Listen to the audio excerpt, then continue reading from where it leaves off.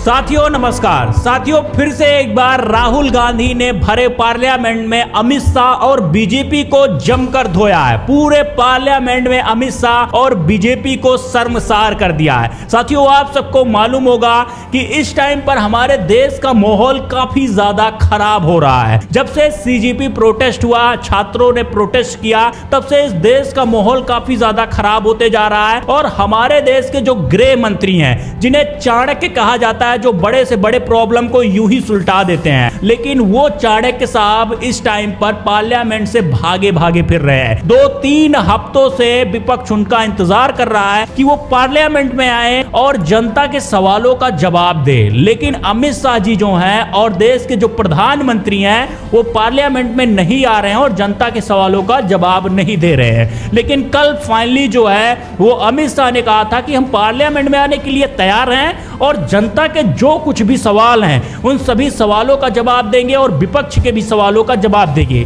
लेकिन अगर विपक्ष चाहे तो, क्योंकि विपक्ष जो है हर बार हंगामा करके पार्लियामेंट को बंद करवा देता है, तो इसीलिए विपक्ष के ऊपर है, अगर वो सवालों का जवाब सुनना चाहता है तो वो कल सदन में आ जाए। लेकिन साथियों मुझे फिर से आप लोगों को एक बात बताने में काफी ज्यादा दुख हो रहा है कि देश के नेता फिर से एक बार 140 करोड़ जनता को बेवकूफ बनाने का काम करके गए हैं। साथियों जब कल अमित शाह ने कहा था कि वो पार्लियामेंट में आने के लिए तैयार हैं, तब देश की जनता ये इंतजार कर रही थी कि पार्लियामेंट खुलेगा, उसमें पक्ष विपक्ष आमने सामने होगा और देश के सभी बड़े बड़े मुद्दों पर चर्चा होगी। लेकिन साथियों सिर्फ आधे घंटे के अंदर ही पार्लियामेंट को बंद करना पड़ा, क्योंकि विपक्ष ने इतना ज्यादा हंगामा कर दिया था, जिसकी वजह से स्पीकर साहब ओम बिरला ने उस टाइम पर पार्लियामेंट को स्थगित कर दिया।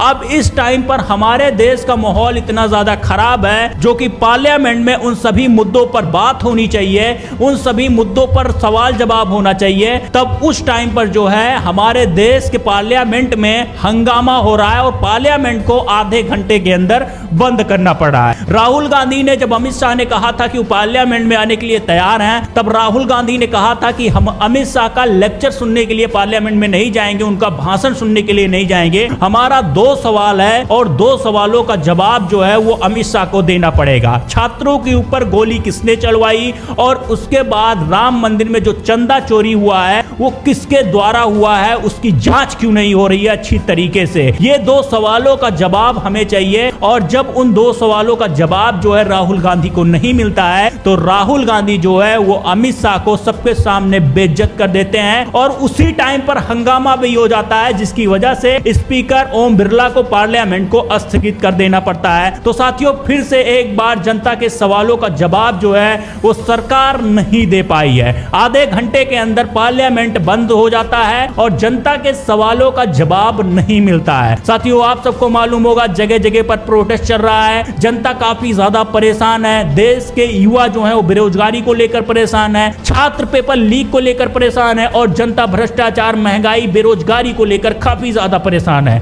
इन सभी मुद्दों पर सरकार को जवाब देना चाहिए। जो इतनी ज्यादा प्रॉब्लम चल रही है, FCRA बिल पास होना था वो भी रुक गया। खैर FCRA बिल देश के लिए बहुत ही अच्छा बिल था, लेकिन विपक्ष ने हंगामा करके उस बिल को इस टाइम पर स्थगित करवा दिया है। अब देखते हैं कि आगे के पार्लियामेंट में क्या कुछ होता है, क्योंकि इस टाइम पर पार्लियामेंट जिस तरीके से चल रही है, हर रोज हंगामा हो रहा है और किसी बड़े मुद्दे पर बात नहीं हो रही है, जनता के सवालों का जवाब नहीं दिया जा रहा है। उस हिसाब से हमारे देश के नेता जिस तरीके से देश की जनता को बेवकूफ बनाने का काम कर रहे हैं, ये कतई बर्दाश्त नहीं किया जाएगा, क्योंकि देश के जनता के सवालों का जवाब देना काफी ज्यादा जरूरी होता है, चाहे वो देश के गृह मंत्री हो और चाहे देश के प्रधानमंत्री हो। सीजेपी प्रोटेस्ट एक बार फिर से जो है वो सौरभ दास ने कह दिया है कि अगर अमित शाह हमारे सवालों का जवाब नहीं देते हैं तो हम दोबारा से सीजेपी प्रोटेस्ट करेंगे। 2.0 आएगा,